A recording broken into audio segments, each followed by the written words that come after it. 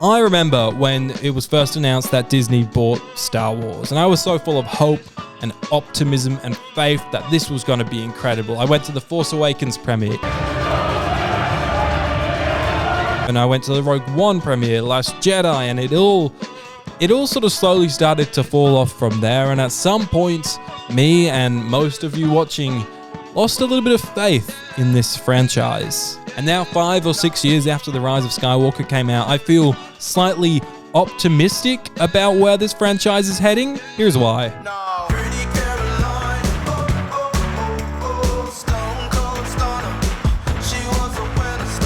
Now, there's a number of reasons why I fell out of love with Star Wars, and it all sort of started back in 2019 when The Rise of Skywalker was a hot damn mess. Palpatine shooting electricity up at the sky, so cringe.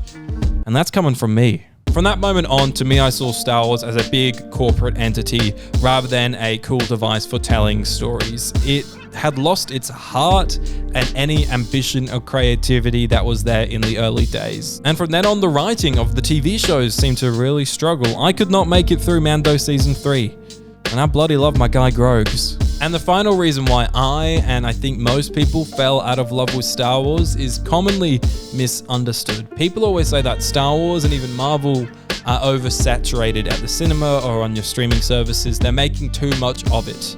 And I'd argue that and say they're not necessarily making too much Star Wars, but they're making too much of the same Star Wars. We're oversaturated with one particular type of Star Wars. Hi, I'm going to interrupt my own video here. My name's Aidan. I like to talk about films and TV here on YouTube. So if you like that too, please consider subscribing, like the video, do all that stuff. It's lovely to have you here. Write down in the comments how you're feeling about Star Wars at the moment. We'll have a bit of a chit chat. Anyways, back to the video. We all know every Marvel movie and series looks the same, and so does almost every Star Wars series. Up until recently, there's no major shifts in genre for the franchise. The MCU struck gold when they brought in Taika Waititi to do Ragnarok, but they learned all the wrong lessons from that. He injected his signature comedy and made a very different film tonally to what had come before. So Marvel said, more of that, rather than thinking that maybe a big pull of the film was that it actually offered something different, a slight change of genre and tone. Meanwhile, Star Wars started dumping out some character-based series like Kenobi and Ahsoka, shows that I thought offered a couple of unique ideas but never did enough with them to get properly invested in. Well, Kenobi I thought was just really bad actually. Ahsoka offered some cool world-building stuff, but then they went to explore that stuff and it just turned into fields. More fields. We left the Star Wars galaxy and went further than ever before. And what do we get? Grey fields. They're not just normal fields, they're grey fields. These fields are boring. The most boring fields you'd ever look at. You'd be driving past them on the road and go, I want to close my eyes because I don't want to look at these boring ass fields. Though there was some cool crabs. And I liked the cool crabs a lot. That sort of brings us to the present. Granted, one of the shows I'm about to talk about came out amidst the previous batch of shows I mentioned, but I think Disney learnt the right lessons from that one. Andor. Hell yeah, man, that shit was fire. You know how good it was to talk to my friends about Star Wars without receiving an eye roll from them, without wanting to absolutely smash my head into a wall? Unlike almost all of the shows before, we follow a character we don't know much about on a journey that we didn't know much about either. It looks amazing visually. They actually built some massive ass sets rather than filming on the volume the whole time, and I think the most important thing here, bringing it back to the oversaturation point, is that they made a show with a very different tone than came before. It sounds a little different. The cinematography and production design feels rougher than before. When this thing was being promoted as some espionage thriller, I thought it'd be some really watered down attempt at one through Disney's goggles. But no, we actually got something with some substance behind it. And for once, perhaps as a bit of character work on Disney's part, I think they've actually learnt the right lessons. Showrunner Tony Gilroy recently said in an interview with Empire magazine, the critical appreciation of the show was really helpful, if not essential, in helping Disney choke down the price of what this is. I never got any notes on this show. So Disney giving back creative control to one of its creatives? I feel like we've not seen that since 2017's The Last Jedi. The jury's obviously out on that one, but you can't deny, for better or for worse, that that movie is so full of what Rian wanted to make. It bleeds a Rian Johnson film, And that's really cool to see. For me. But unfortunately, because of the backlash on that film, I think that was the last time until Andor that we saw a really strong creative vision behind a Star Wars project. Andor, Disney really seemed to embrace the idea of new characters in the Star Wars universe, rather than just pulling a character out of the Star Wars hat, slapping their name as the title, and just showing us everything that we already knew about that character. I mean, I guess they did do that with Andor, but at least he's a new character. The Acolyte and Skeleton Crew give us new characters, and while these projects were in development long before Andor's critical success, I think these projects would have looked very different if it wasn't for it. The Acolyte was mixed. I thought it showed potential, enjoying some of the new characters and settings, but it didn't tick all of the boxes for me. I think a Series 2 could have taken it to some more interesting places, but alas, it wasn't to be. What prevented it from fully standing out in an oversaturated Star Wars land was that it still felt very much like what had come before.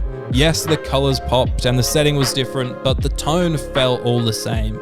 And then came little old Skeleton Crew. This beautiful little series, rough around the edges structurally, in my opinion, was so fun. It's the most fun I had with Star Wars, and I had it every single episode. I had the biggest smile on my face the whole way through. It is the first time in a long time that I watched Star Wars and thought, this is what I would have loved as a kid. I would have wanted to be one of those kids. It ticked all of the boxes I'm looking for in Star Wars now.